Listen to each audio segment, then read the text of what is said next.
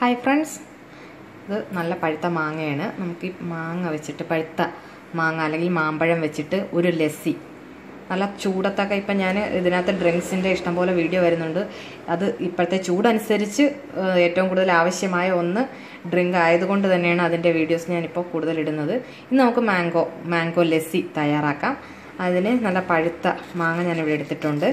Idu njanonnu easy aayittu ningalkkum നമുക്ക് എടുക്കാൻ പറ്റുന്ന ഇപ്പം ഇതിന്റെ തൊലി കളഞ്ഞ് പുളി എടുക്കുക എന്ന് പറയുന്നത് വളരെ ബുദ്ധിമുട്ടുള്ളതാണ്. അപ്പോൾ നമുക്ക് അത് ഈസി ആയിട്ട് ഞാനിപ്പം ഇതിനകത്ത് ഞാൻ ട്രൈ ചെയ്യുന്നത് ഇങ്ങനെയാണ്. ഞാൻ ഇപ്പം ഇതുപോലെ നമുക്ക് തൊലിയോട് കൂടി തന്നെ ഒന്ന് ജസ്റ്റ് കട്ട് ചെയ്തതിന് ശേഷം നമുക്ക് ഗ്ലാസ് ഇതുപോലത്തെ നല്ല അരിവുള്ള ഗ്ലാസ് എടുത്തിട്ട് അതിനകത്ത് ജസ്റ്റ് ഒന്ന് പ്രസ് ചെയ്യുക.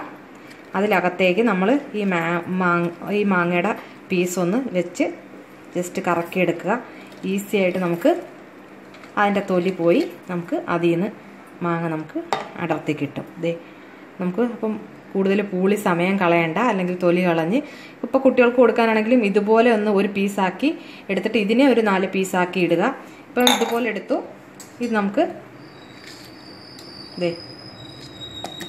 അപ്പം വളരെ ഈസി ആയിട്ട് തന്നെ നമ്മൾ മാംഗോ കട്ട് ചെയ്തെടുത്തിട്ടുണ്ട്. ഇതുപോലെ ഞാനൊരു 2 മാങ്ങ കട്ട് ചെയ്തെടുക്കാം. ഞാനിപ്പോൾ മാങ്ങ എടുത്തിട്ടുണ്ട്. അപ്പോൾ ഒരു 3 മാങ്ങയോളം ഞാൻ എടുത്തിട്ടുണ്ട്. നമ്മളിപ്പോൾ മാങ്ങ മൊത്തത്തിൽ ആദ്യമേ അങ്ങ് നന്നായിട്ടൊന്ന് ജ്യൂസ് അടിച്ചെടുക്കാം. ഇതിന് ശേഷം നമുക്ക് ലസ്സി ആയിട്ട് ചേർക്കാം.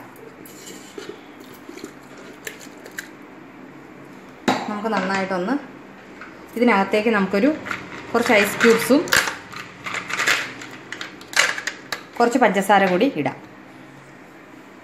നമുക്കൊരു 2 ടേബിൾ സ്പൂണോളം പഞ്ചസാര ഇട്ട് കൊടുക്കാം.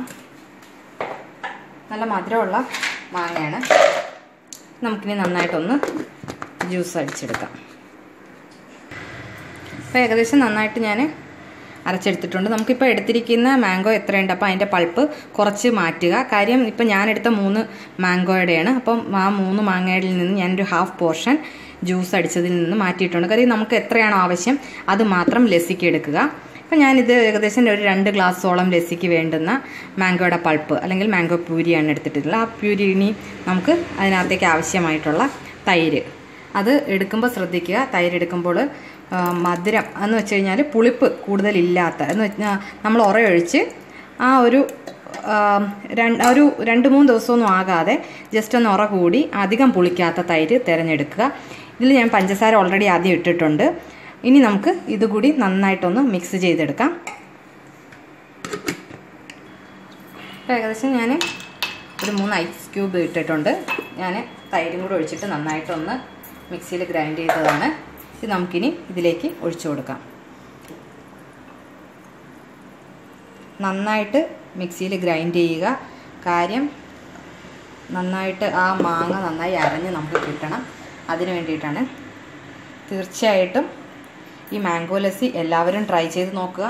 ഈ ചൂട് സമയത്ത് വളരെ കൂളിംഗ് കിട്ടുവാൻ വേണ്ടിയിട്ട് നമുക്ക് എന്തുമാത്രം വെള്ളം, അത് ജ്യൂസ് ആണെങ്കിലും അല്ലാതെ ആണെങ്കിലും നമുക്ക് ഹെൽത്ത് ഡ്രിങ്കായിട്ട് വളരെയധികം വെള്ളം നമ്മുടെ ശരീരത്തിൽ ചെല്ലുന്നത് വളരെ ഗുണം ചെയ്യുന്നതാണ്.